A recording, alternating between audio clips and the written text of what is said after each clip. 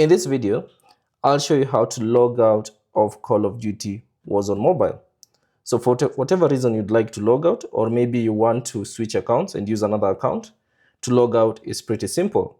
So all you have to do is, on the game homepage, simply tap on the settings icon in the top right corner. And then from the menu that appears, scroll down and find the account section, or rather the account option, and tap on it.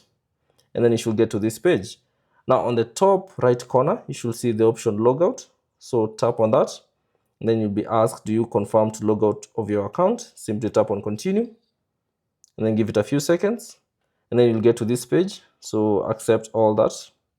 Confirm. And now you'll have logged out from your Call of Duty Warzone Mobile account. And that's basically it. Thanks for watching.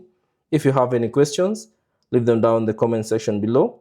And if you found this video useful, consider leaving a like and subscribe to your channel.